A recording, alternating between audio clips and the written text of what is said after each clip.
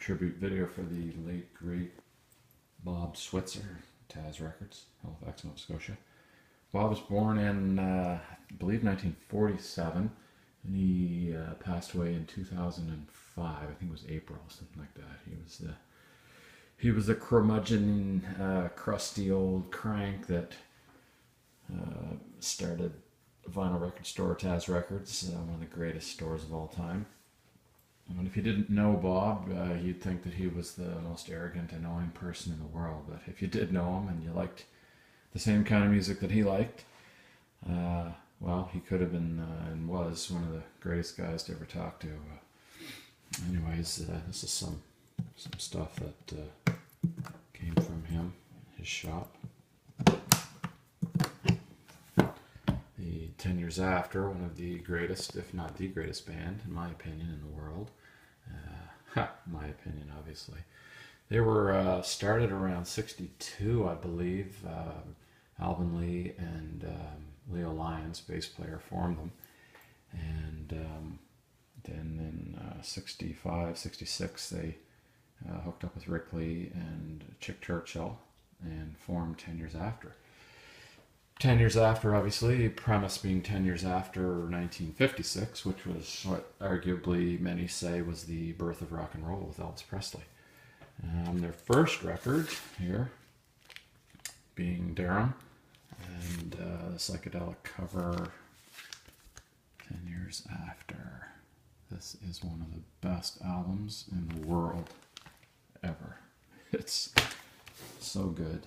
That's bit of water staining in there, but the record itself is in fantastic condition, probably a 9 out of 10. Their second album is Undead. This was recorded live at Cluke's Cleek, which is a West London railway hotel next to Decca Records, believe it or not. The album is named after Kenny Clarke, a great jazz drummer. 1956 album was called Cluke's Cleek, C-L-I-Q-U-E, but the bar was called Cluke's Cleek, K-L-E-E-K. Anyways, it was next to Decca Records, literally right next to it, and they used to just string microphones across the ceiling and drop them into the club and record bands. Over the years, they recorded, there was over 1,200 sessions at Cluke's Cleek, some being John Mayhall and all his different formations of bands.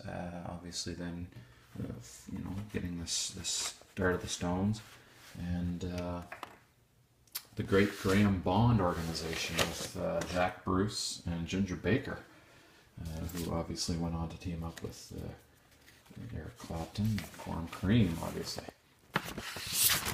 This record here, the fourth side, was pretty incredible because it had they etched 10 Years After into the new version of this record. So this is the new release. This is the new release, and this is the original. Incredible. 1968. That's in amazing shape. It's a fantastic record. Next, we move on to Stonehenge. A lot of people used to call this Stonehenge after Stonehenge, but it's actually Stonehenge.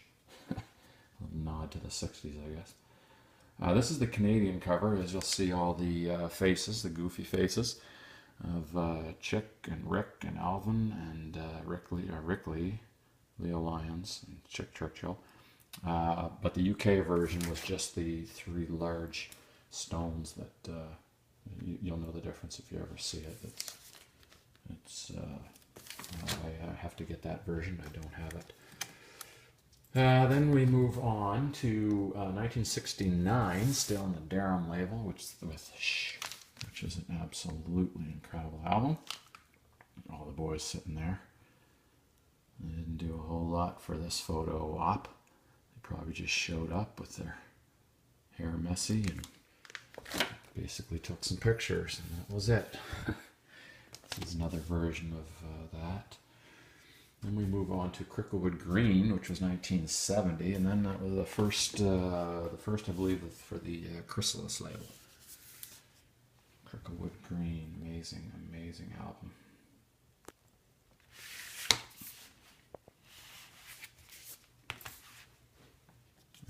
move on to 1970 again, back when bands used to put out an album or two a year.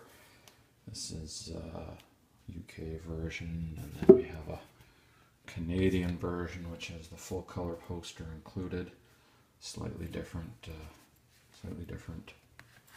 version on this one, the fold out, great big recording board, and then the new reissue. Same thing, only this is the reissue, and these ones are the original. Next we move on to A Space in Time, which was 1971, which many regard as their best album, or their most known album. One of these days here, I'd love to change the world, Over the Hill, Baby Won't Let Me Rock and Roll You. Love to Change the World, that was the one that a lot of people know of besides Woodstock. Alvin Lee and Company, that's a compilation. Got a couple different versions of that, both originals. Rock and Roll Music to the World. Then we get into rock and roll. That was 70, I think 72. Yeah, 72, this one. Positive Vibrations. A lot of people feel as though they were going downhill on that one, but I loved it. 10 Years After, Recorded Live. This is a double album.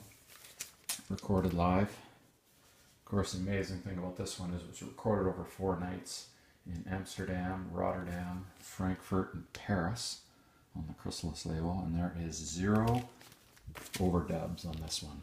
No overdubs. They just set up a microphone and let it roll. And it doesn't happen too often anymore. 10 Years After, this is a compilation, Going Home. 10 Years After, Greatest Hits, a couple different versions of the cover. The classic hits. 10 Years After, 1989, which is after they had called her quits in 74 and then reunited. That one's a very poor album, but I have to have it for the collection. On the Road to Freedom, Alvin Lee and Mylon Lefebvre. This is an amazing record. Mellow, acoustic sort of record, just a must-have for even if you're not a 10 Years After fan. It's amazing. This is Chick Churchill solo album. Chick was obviously the amazing organ player, and yeah, that's about it. Just a nice little collection in memory of Mr. Bob Switzer, who hooked me up over the years, and that's about it. Decca Records brush. His memory lives on.